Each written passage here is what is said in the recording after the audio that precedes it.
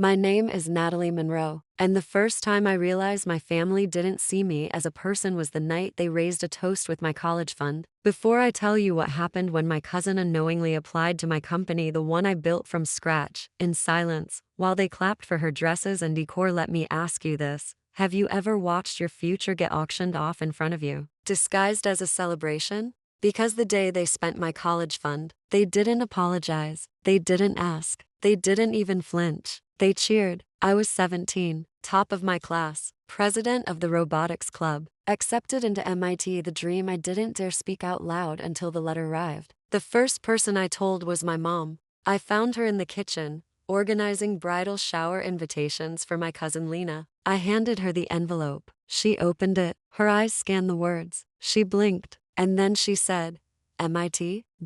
Wow. That's very ambitious, sweetheart. We'll have to see what's possible.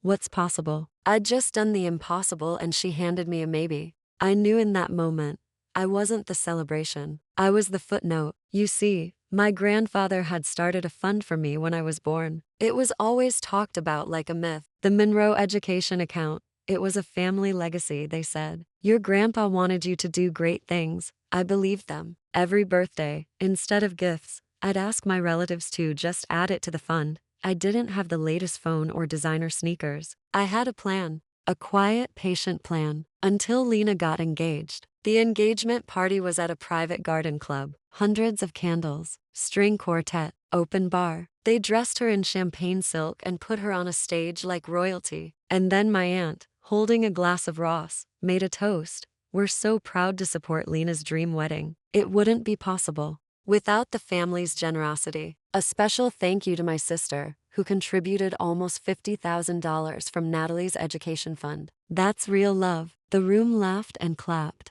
I froze. My fork hovered above my salad. Did she just say? My mother's hand touched mine under the table gently. MIT is very expensive, she whispered. We knew you'd understand. Understand? They spent my future on floral arrangements and fondant. No one asked me. No one warned me. They decided that Lena's wedding was a better investment than my degree. Because she was beautiful, and I was bright, but beauty gets married, and bright girls figure it out. I didn't argue. I didn't cry. That night, I went home, opened my laptop, and applied for every scholarship I could find. STEM funds, women in tech, need-based grants. I got some, lost more. I took 2 part-time jobs. Cleaned offices on weekends, tutored rich kids in math while eating cold sandwiches alone on the bus. MIT was gone, but I got into another program respected, if not prestigious. And I didn't invite anyone to graduation. I bought my own cap and gown, walked the stage in front of strangers, and when they said my name, I smiled. Because for once, I wasn't Natalie the convenience. I was Natalie the finish what you started. After college, I interned at a fintech firm. Then got hired, then promoted, then poached. At 25, I launched Stratify, a startup accelerator for women in finance and tech. I worked 16-hour days, drank cheap coffee, and slept on the floor of a rented office. No one helped. No family money. No proud mom Facebook posts. No bridal registry. Just me.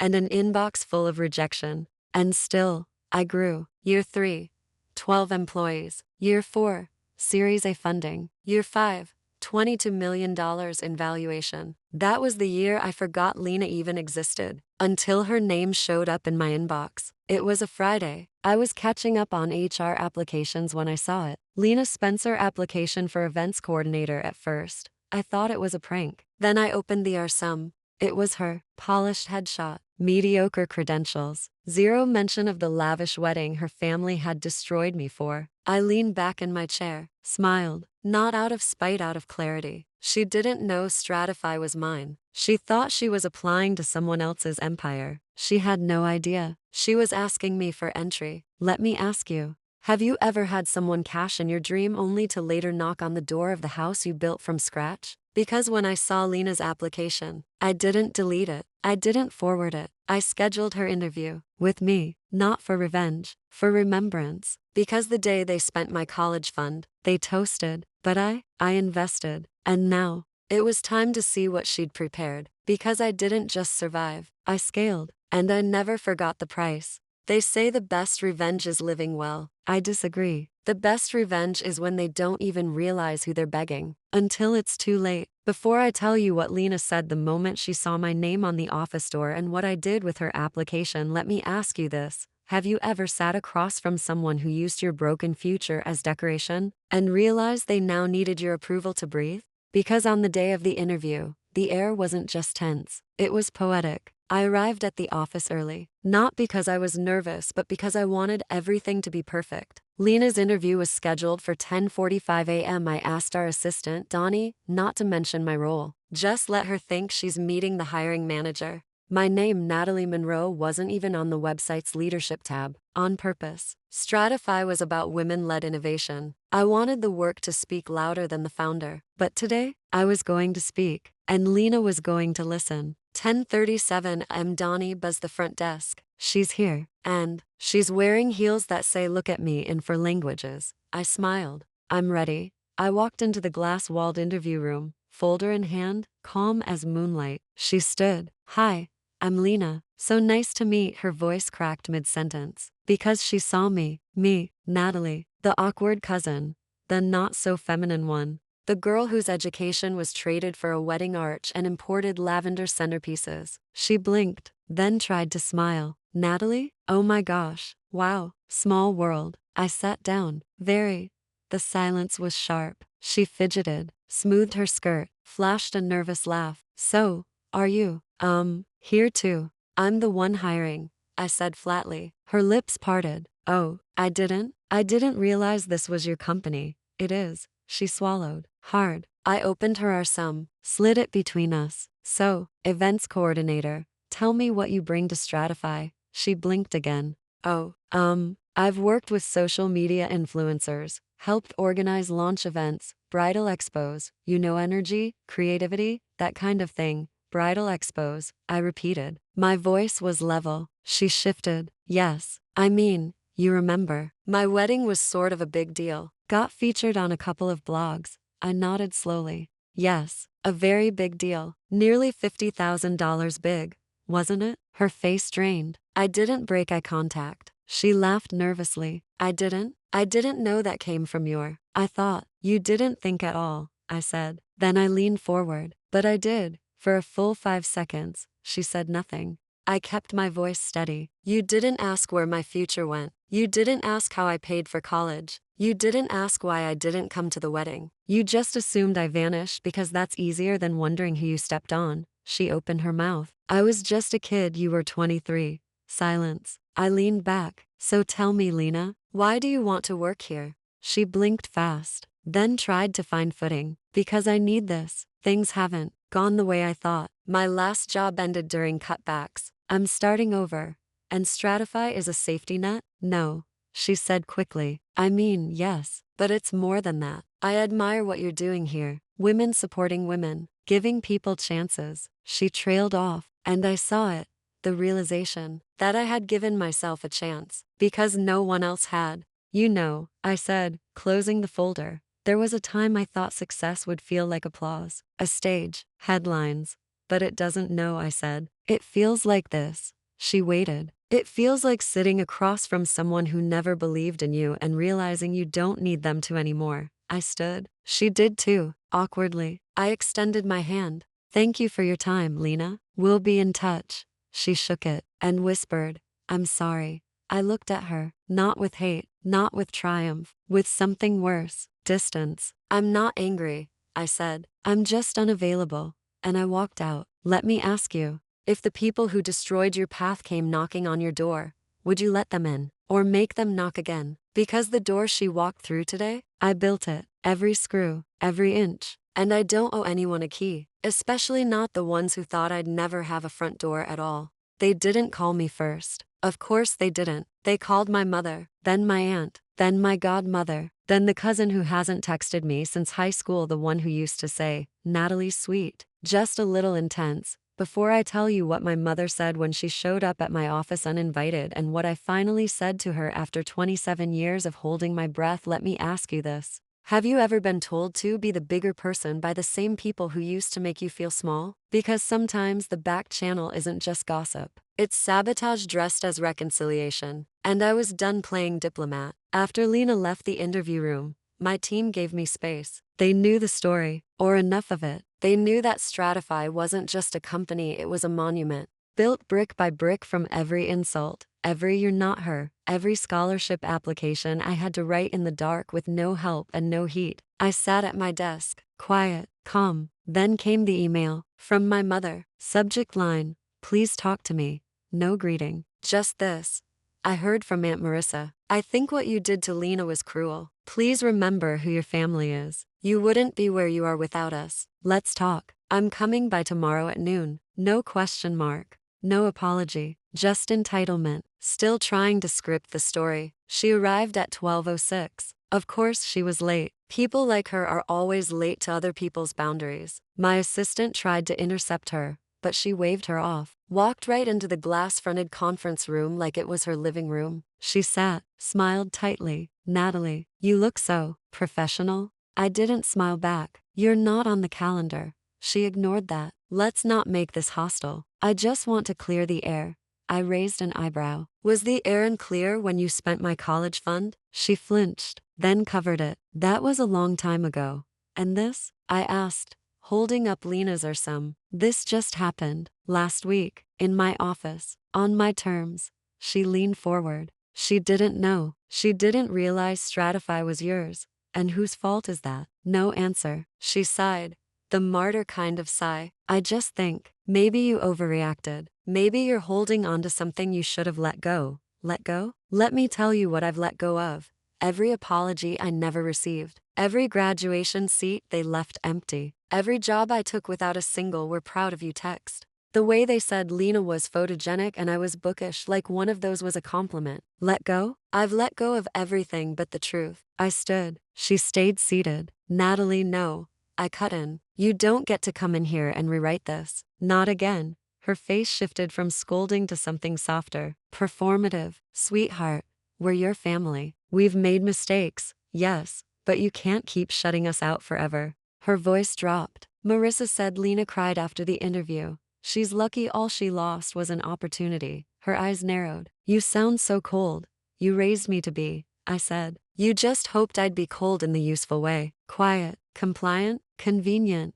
She looked down. "Natalie, please, what happened to Grace?" I leaned in. "Grace," I said, "is when you leave the room before lying becomes easier than apologizing." Then I walked out. She stayed behind, silent. For once. Later that day, Aunt Marissa sent a text. "I hope you feel big now. You embarrassed your cousin. Your success won't mean anything if you lose your soul." I didn't reply, because I wasn't angry. I was tired. Tired of people thinking my dignity was a negotiation. Tired of treating guilt like an invitation. Tired of performing forgiveness for people who never once rehearsed accountability. 3 days later, I got a LinkedIn notification. Lena Spencer has updated her headline. Event professional seeking new opportunities. No mention of Stratify. No mention of what she learned. Just new beginnings. And maybe that's fair. Maybe she'll start over. Maybe she'll grow. But growth doesn't require my participation. I gave her the chance to enter honestly. She chose a FOD. I gave my mother the chance to sit with truth. She came with edits. I gave my family 27 years. They gave me a bridal invoice. Let me ask you, when the people who failed you try to talk things out, are they really trying to heal or are they just trying to reset the power balance? Tell me in the comments. Because sometimes the real confrontation isn't in the boardroom. It's when your mother walks into your empire and still thinks it's her house. And you for the first time don't offer tea. You offer silence. And she drinks it whole. They didn't knock. They never do. Not when they want something. They just send a smile wrapped in strategy and hope you've forgotten how it felt when they left you outside. Before I tell you what happened when Lena emailed me again, not as a job applicant, but as someone offering a collaboration, let me ask you this. Have you ever had someone reject your value and then try to repackage your success as their opportunity? Because that's what this was. Not reconciliation, not respect, just business, disguised as forgiveness. It started with an email, not from Lena, from a man named Thomas Green. He introduced himself as a managing partner at West Point Capital, a well-known investment group. They were interested in minority stake opportunities in female-led fintech firms. He said they'd been watching Stratify for 2 years. wanted to schedule a meeting, said they admired the brand, the growth, the narrative arc. Narrative arc. Was I a startup or a redemption movie? I was curious. I agreed to the meeting, not because I needed funding. Stratify was healthy, profitable even. But I wanted to know what they wanted, what he wanted, what this sudden interest really meant. And I found out before I even stepped into the room. The night before the meeting, Lena emailed me, subject, hoping we can align professionally. I almost didn't open it. But curiosity is a powerful drug. Inside she wrote, "Hi Natalie, I heard from my husband that you're meeting with West Point Capital. He sits on the advisory board through his family's stake. I just wanted to say this could be an incredible opportunity for us to reconnect and maybe even partner on a few initiatives together. I've always believed in empowering women in business, and I think what you've built is remarkable. Let's chat after your meeting." Lena, she signed it with a smiley face. A smiley face. From the woman whose wedding decorations I accidentally funded in place of my own future. From the woman who sat across from me, blinking like I was a ghost. Now she believed in empowerment. Now she wanted to align. The next morning, I arrived at the meeting early. Thomas Green was younger than I expected. Polished. MBA casual. He extended his hand. "Natalie, big fans of what you're doing." I smiled politely. "Who's we?" He paused, then nodded. "Fair question. I won't dance around it. Lena mentioned your past connection. So we were being honest. She's married into one of our legacy families. They're hoping to build a female-focused accelerator wing. When your name came up, it seemed like a natural fit." I tilted my head. "My name came up, or was pulled up." He smiled like I'd scored a point. We talked numbers, valuation, brand, growth, but the whole time, I wasn't thinking about equity. I was thinking about power, about how Lena hadn't respected the work. She respected the leverage, and now she wanted a seat at the table she never helped build. They all did. After the meeting, Lena texted me, "Would love to grab coffee and talk next steps. So proud of you." I stared at that yellow heart for a long time. Not because it hurt, because it meant nothing. They say hate is the opposite of love. It's not. Indifference is. That night, I went home and sat with the offer. Thomas had sent over a term sheet. Clean, respectful, high valuation. They wanted 20% stake in Stratify. They wanted Lena as a liaison. I laughed out loud. Lena, as my liaison? Between what and what? She couldn't even spell algorithm when we were kids. Now she wanted to speak on my behalf? I called Thomas the next morning. "Appreciate the offer," I said, "but I'm not interested." He paused. "You sure? This could be significant visibility." I smiled. I've already been invisible. And somehow, I still made it. Silence. Then he said, "Is this about Lena?" "No," I said. "It's about ownership. And mine isn't for sale, not even to people who finally learned my name." Later that afternoon, I got another email from Lena. Shorter this time. "Disappointed to hear you passed, but I wish you all the best. Truly." No smiley face. No yellow heart. Just cold text. I didn't reply, because silence is not the absence of response. It's the presence of boundaries. Let me ask you, when the people who dismissed your worth suddenly admire your brand, do you owe them a seat? Or just a memory of what they missed? Tell me in the comments. Because sometimes the most powerful yes you ever give is the one you give to yourself when you look at everything they wanted you to compromise and walk away anyway.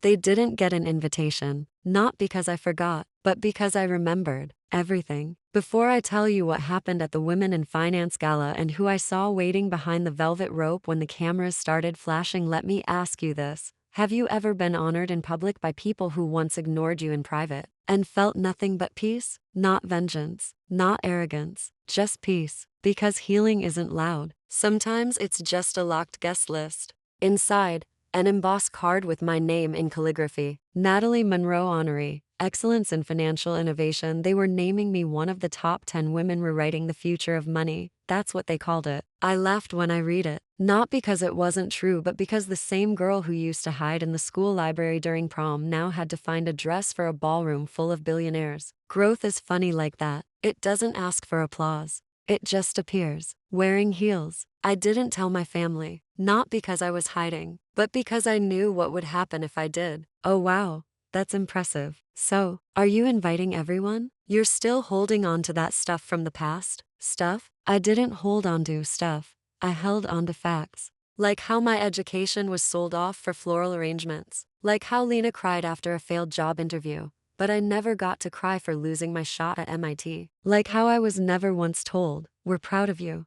So no, I wasn't hiding. I was choosing to let this moment belong only to those who earned it. I brought Donnie, my assistant, Rachel, my lead engineer, and Eleanor, my mentor and first investor, who once said, "Natalie, you weren't born to be liked. You were born to be unignorable." She was right. And that night, as we stepped onto the marble floor of the Hilton Grand Ballroom, with its golden chandeliers and 7-foot flower installations, no one could ignore me. Cameras clicked, names echoed across the stage, glasses clinked. And when they called me up, I walked like I'd done it 100 times. Not because I was used to the attention, but because I was done shrinking for people who never looked twice anyway. The speech was short, just 3 minutes, but I used every second. My name is Natalie Monroe. I built my company from a folding table and a used laptop. I started with rejections, silence, and a fund that disappeared the moment I needed it. But what I didn't lose was belief. Not in the world, not in systems,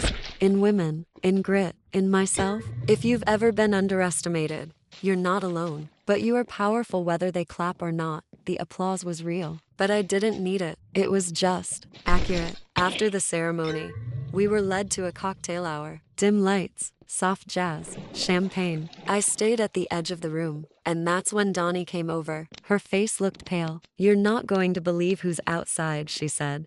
I didn't have to ask. I already knew. Lena, my mother, my aunt, standing behind the rope that separated guests from the press. No tickets, no name badges, just entitlement, dressed up. Donnie offered to call security. I shook my head. "I'll handle it." I walked out, slowly. They saw me. Lena smiled too wide. My mom stepped forward. "You look stunning," she said. I looked at her, then at Lena, then at my aunt. "You weren't invited." My aunt raised her brows. "We just thought it would be nice to support you." "Support?" I asked. "Or be seen?" No one answered. So I kept going. "You didn't support the scholarship applications. You didn't support the long nights. You didn't support the years I worked 2 jobs to build what I have." My voice didn't shake. "Because truth is stable. You supported a wedding. You supported a cousin's ambition to host a party." My mother opened her mouth. "Natalie, this isn't necessary, you're right," I said. Then I pointed behind me. That stage wasn't necessary either. That award? Not necessary. But it happened. Because I made it happen. They stared. "You didn't come for me. You came for the spotlight." I looked at Lena, and the spotlight already turned. "You missed it." I turned and left them there behind the rope, where they belonged. Later that night, back at the hotel, Donnie handed me my phone. "You're going to want to see this," she said. An Instagram post from Lena. "So proud of my cousin Natalie Monroe tonight. She reminded the world what real power looks like." Under it, a photo of me on stage. Not with her, just me, my story, my win. For once, she wasn't the center, and it showed. Let me ask you, when the people who never clapped for you try to stand behind your success, do you let them? Or do you let them watch from a distance? Tell me in the comments. Because sometimes the greatest gift you give yourself is a guest list with boundaries, and the courage not to make exceptions. They called it a TED-style talk. I called it a risk. Before I tell you what happened when I stood in front of 2,000 people to tell the story they thought they already knew and how I threw it out mid-sentence, let me ask you this. Have you ever gotten tired of being the survivor in your own narrative? Because I did. And I was done letting the most painful parts of my life be the only parts anyone clapped for. It came from a girl named Riya Patel, 21 years old, computer science student, intern at a youth innovation summit. Her email said, "We've followed your work for years. Not just Stratify, but the way you carry yourself. We're inviting 5 founders to speak. No teleprompter, no sponsorships, just truth and hope." She ended with, "Tell the story only you can tell." That line stuck in my throat for days, because I wasn't sure anymore what my story even was. Was I the girl who lost her college fund? The cousin who didn't get invited to the wedding? The founder who built a company from silence? Or was I just a placeholder for other people's apologies? I said yes, not because I had answers, but because I was finally ready to stop reciting other people's failures as my introduction. The auditorium was packed. Black stage, red circle, single spotlight. No slides, no music, just me and 2,000 faces. I walked out, held the mic, started with the script I'd practiced. My name is Natalie Monroe. I built a company from the rubble of my own erasure. Then I stopped. Not pause, stopped. Because I realized I was doing it again, telling my worth through what others had done to me. I looked at the crowd, looked at the line I'd just read. Then I exhaled, and I began again. Actually, can I start over? They laughed nervously. I nodded. Yeah, I want to start over. I took a breath. My name is Natalie Monroe, but you don't need to know who hurt me to understand what I've built. You don't need a villain to justify why I'm strong. I'm not here to recycle my pain for applause.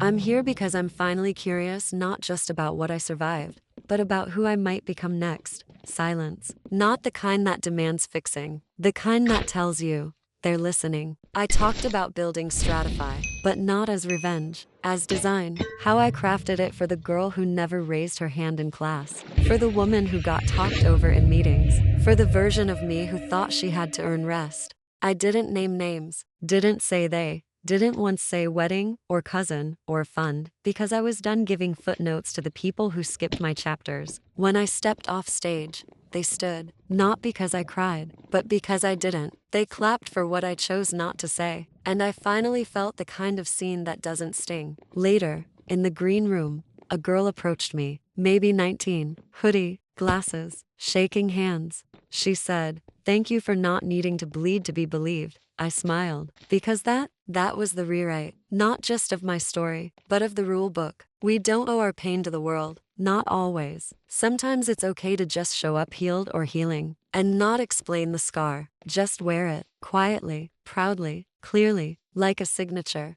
Let me ask you, if you could rewrite the story they keep telling about you, what would you leave out? And more importantly, what would you finally include? Tell me in the comments. Because sometimes the bravest sentence isn't what you say first, it's what you decide not to say again. They never thought I'd open it. That letter, the one from my grandfather, the man whose name was on the college fund they drained, the man who smiled a lot, but said little, the man I thought never chose sides until he did. Before I tell you what I found inside the box he left for me, and what it changed in me forever, let me ask you this. Have you ever been given something years too late and wondered if it would have made any difference had it arrived on time? Because some inheritances aren't meant to fund your future. They're meant to explain your past. It started with a knock, a man in a brown jacket, plain envelope in hand. "Are you Natalie Monroe?" I nodded. "This was left in a private safe, registered under your grandfather's estate. It was released on your 30th birthday per his instructions." He handed me a small box. No bow, no decoration. Just wait. I didn't open it right away. I placed it on my desk. Went about my day. Emails, Zoom calls, a budgeting sheet, a coffee I barely tasted, but I could feel it staring at me. That box, like a time capsule, or a memory I didn't realize was waiting for me. I opened it just after midnight. Inside, one folded letter, one old photo, and a key. The letter was handwritten, shaky ink, but clear.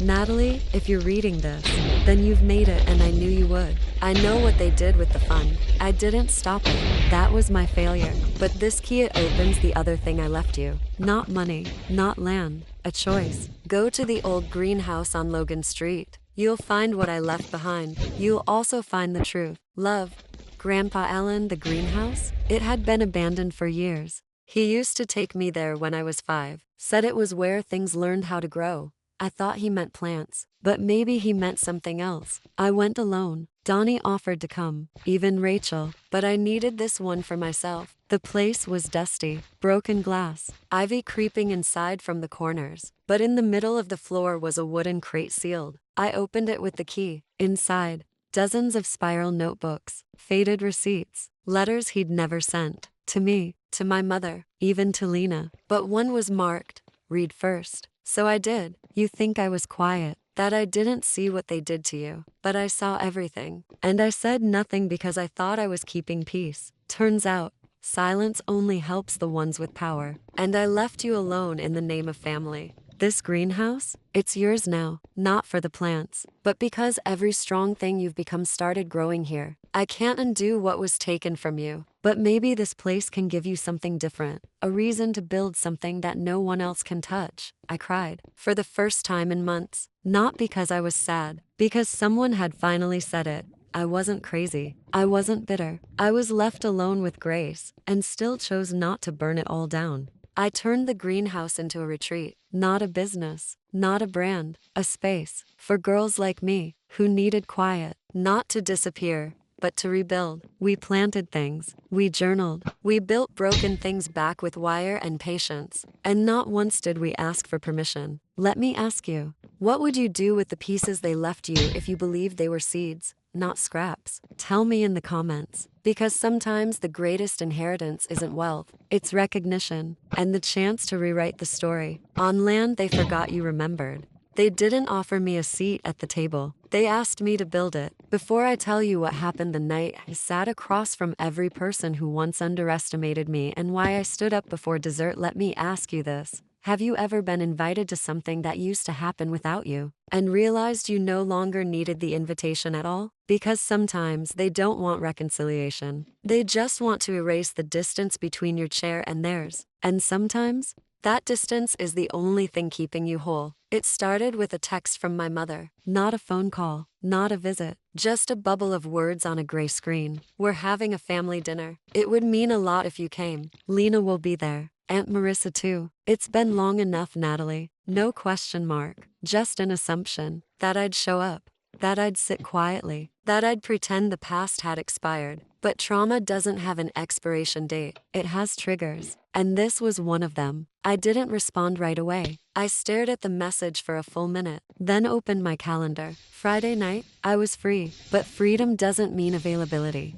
I thought about saying no, then I thought about saying yes on my terms. So I replied, I'll come, but I'll choose the location and the table. She responded within seconds. Of course, anything you want. Anything? We'd see. Friday came. I booked the private room at Atelier, a quiet restaurant downtown. Not flashy, but full of space and silence. I arrived first, told the host, no substitutions, no extra guests, and definitely no speeches. The table was long, not round, deliberate. I didn't want anyone to feel equal by default. If they wanted that, they'd have to earn it. They arrived in clusters. My mother, Aunt Marissa, Lena, two cousins I barely remembered the names of, all dressed like it was an event, all smiling too hard. Natalie, it's so good to see you.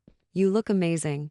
We're so proud of you. I said thank you. I didn't say I missed you, because I didn't. We sat. They ordered wine. I ordered water. The waiter brought bread. My aunt reached for it first. Like always, old rolls die slow. Dinner began polite, too polite. Then came the pivot. Lena leaned in. So, I've been thinking, we should collaborate. Family brand, maybe? There's interest. I looked at her. No, she blinked. I didn't finish my sentence. You didn't need to. My mother shifted in her seat. Natalie, we know the past was complicated, but we're here now. Doesn't that mean something? I nodded. It means you're capable of showing up. I wasn't sure you were. A long silence. My cousin cleared her throat. You built something amazing, she said. No one can deny that. And I think it'd be powerful if we moved forward, together. I folded my napkin. Moved forward to what? They didn't have an answer. Because this wasn't about unity. It was about proximity to my success. And I wasn't interested in being anyone's second-hand glow. I looked at Lena. You had a chance to work with me. You applied. I gave you a fair interview. You didn't earn the role. She flushed. I was nervous. You thought I'd forget. I turned to my mother. You thought I'd fold. I turned to them all. You thought I'd need you. Another silence. This one felt right. I stood. The table you're sitting at, I paid for it. The air you're breathing, I bought it with sleepless nights and unpaid bills and years of knowing you were laughing behind my back. My mother spoke again, soft. Natalie, we didn't know how to support you. I didn't need support. I needed honesty. I needed boundaries. And you spent those like you spent my future, like they were yours to decide. I grabbed my coat. Dinner wasn't even halfway done. But I was. I'm not leaving angry, I said. I'm leaving clear.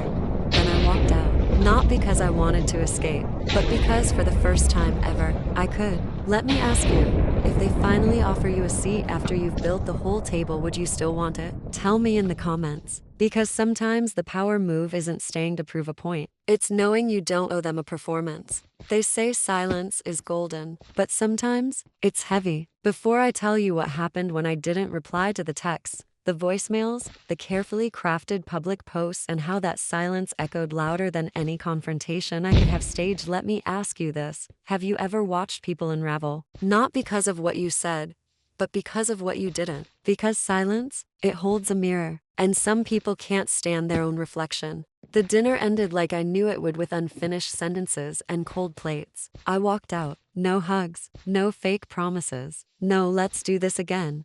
I got in the car, shut the door, and didn't look back, not out of anger, but because I didn't owe them a second glance. They'd gotten more of me than they ever deserved. Now, I was done. That night, I turned my phone off. No scrolling, no stalking, no scanning faces for approval I no longer needed. I slept better than I had in months. But the next morning, that's when the flood began. First a voicemail. Natalie, it's your mother. I just think the way you left was a bit dramatic. We're trying, okay? Call me back. I didn't. Then a text from Lena. If we can't move past all this, it's going to ruin more than just one dinner.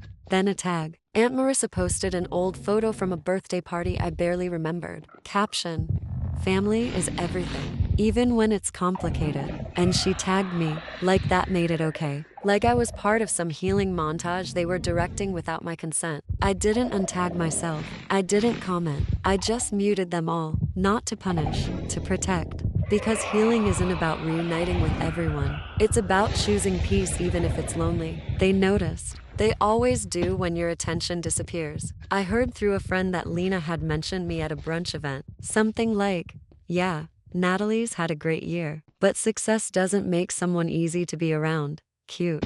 I didn't reply, but I saved it. Not as revenge fuel, as proof. Even when I say nothing, they keep talking. Because I am still the gravity in their narrative. They're just trying to orbit something they once discarded. Then came the podcast. I wasn't even the guest. It was a local show about family dynamics and forgiveness.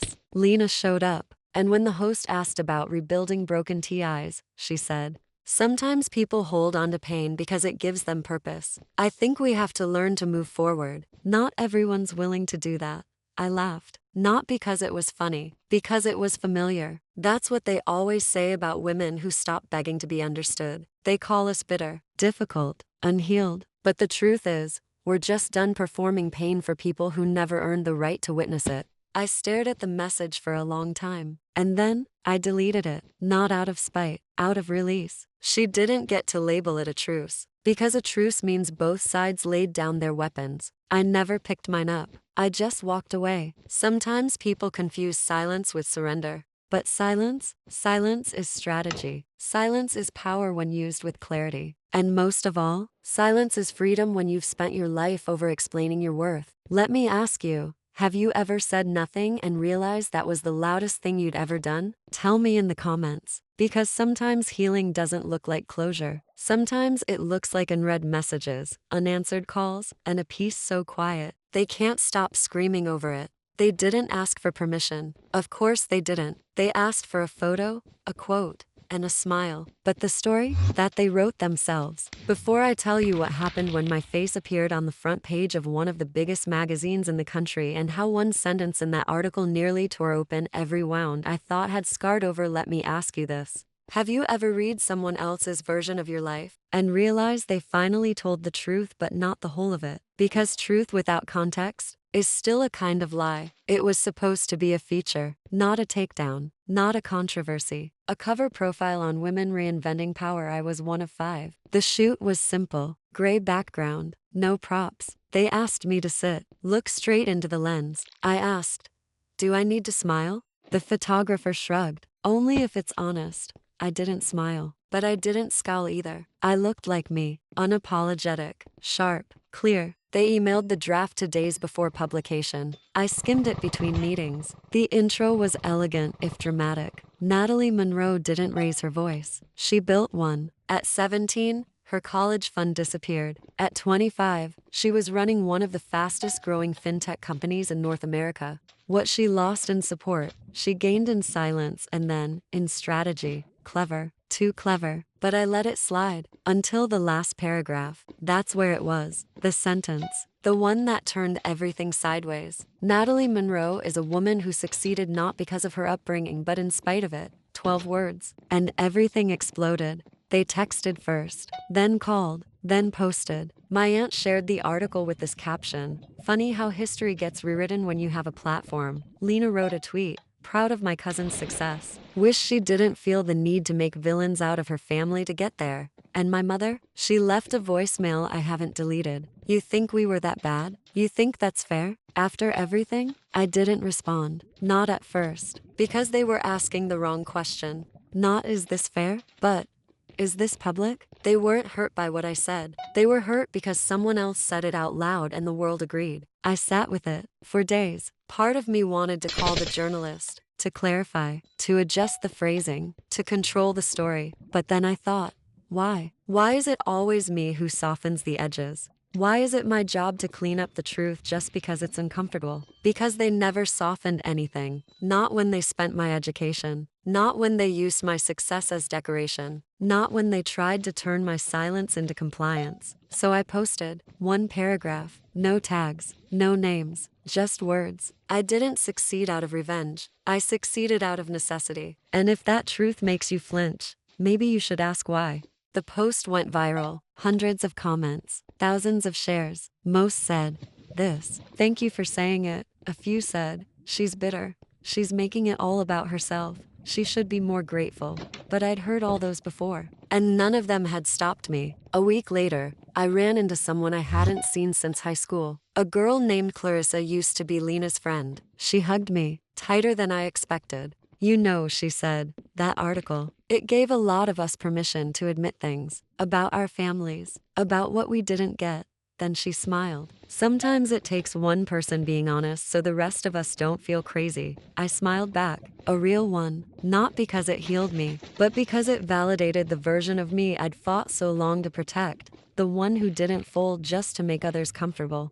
The one who didn't fold just to make others comfortable. The one who let truth do the talking and sat in whatever came next. Let me ask you, if the story the world finally hears about you is true but messy, do you clean it up? Or let it speak for the silence that came before it? Tell me in the comments. Because sometimes the real power isn't being understood. It's being unedited. I never thought I'd stand on that stage again. Not as a student, not as a memory, and definitely not as the person they once forgot to see. Before I tell you what happened when I returned to my old high school this time as a guest speaker, not the quiet girl in the third row and what I found waiting in the front row, let me ask you this.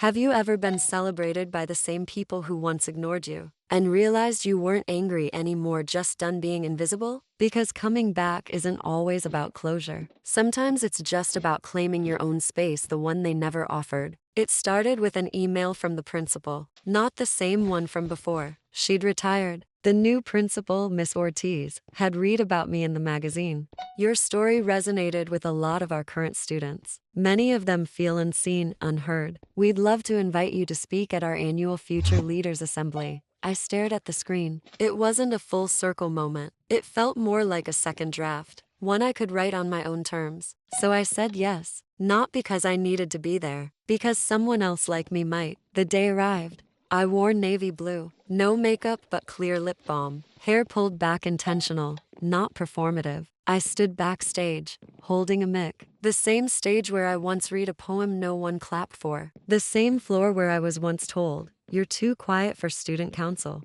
No, they couldn't start the assembly without me. Funny how silence becomes the main event when you survive it long enough. The curtains opened. Spotlights, applause, hundreds of students, some bored, some curious, a few wide-eyed. I found the ones in the back, the quiet ones, the ones who weren't clapping. They were the ones I came for. I spoke about building from scratch, about rejection, about how sometimes the most powerful thing you'll ever do is keep going when no one's watching. No dramatic tears. No, and then I proved them all wrong. Just facts. You don't need a moment of revenge to matter. You just need to remember that you are the constant. Their approval isn't the prize. Your voice is.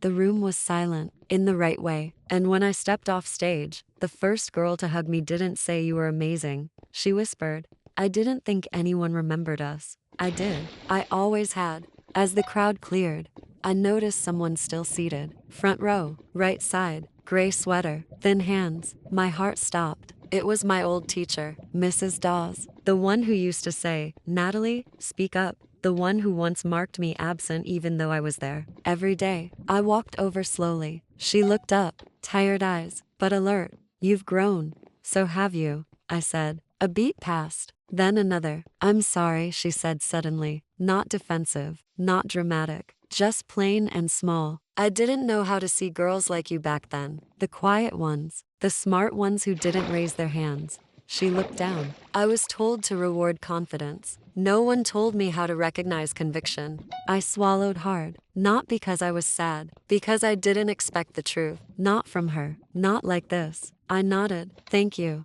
I said. That was all. She didn't ask for more. She didn't offer more. But that moment, it closed a door I didn't know was still open. Outside, I found a crowd of students waiting. They wanted photos, advice, scholarship tips. They asked if I'd come back next year. I said maybe, but what I meant was, only if you need me, because I don't do stages for applause anymore. I do them for recognition, for the girl who thinks being forgotten is normal, for the boy who draws plans in notebooks and hides them under his desk, for the future that used to feel out of reach. Let me ask you, if the place that once erased you suddenly invited you back, would you go to remind them who you are, or to remind yourself who you've become? Tell me in the comments. Because sometimes return isn't about proving anything. It's about walking through the same door and realizing you outgrew the room. I didn't expect it. No notification, no email, no hey, just wanted to reach out. Just an envelope, no return address, handwritten, my name, in familiar loops and curves I hadn't seen in years. Before I tell you what was inside that letter and what I did with it, let me ask you this. Have you ever received something that wasn't quite an apology, not exactly a confession, but still cracked something open inside you? Because this wasn't closure. This was something stranger, and maybe softer. I found it on a Monday. Gray skies, coffee gone cold, the kind of morning where the world feels slightly underwater. There it was resting on my doormat. I knew the handwriting before I picked it up. Lena. I hadn't heard from her since the gala. Not directly. She'd floated in and out of online spaces, occasionally liked a post, occasionally left a neutral comment under someone else's tag, but nothing real, nothing personal. Until now, the letter was 3 pages, unlined paper, black ink, a few smudges that looked like hesitation. The first line hit harder than I expected.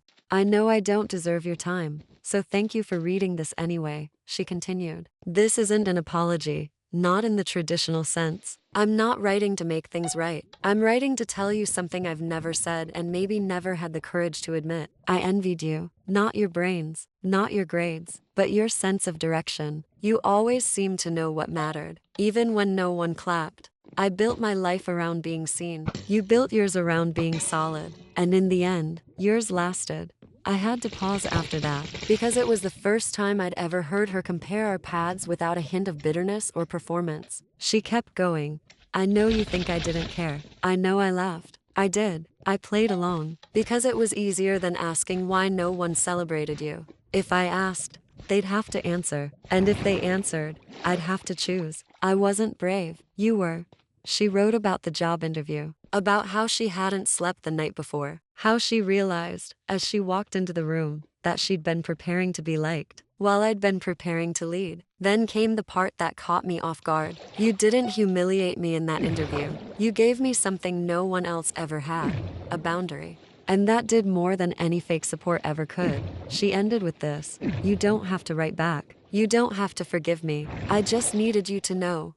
You changed the game. And some of us are still learning the rules. No signature. Just her name in full. Lena Spencer, as if she wanted to be seen clearly for the first time. No nickname. No emoji. No performative closeness. Just her. Raw. Human. Flawed. And finally honest. I sat with the letter for a long time. Not crying. Not shaking. Just still. It didn't make me want to call her. It didn't undo anything. But it did widen something in me. A window, maybe. A crack in the wall I'd spent a decade fortifying. And for the first time, I didn't panic at the thought of it staying open. I didn't write back, but I didn't throw it away either. I placed the letter in a box, the same one that held my first pitch deck, the first dollar Stratify earned, and the key to my grandfather's greenhouse. Because maybe it didn't belong in the trash.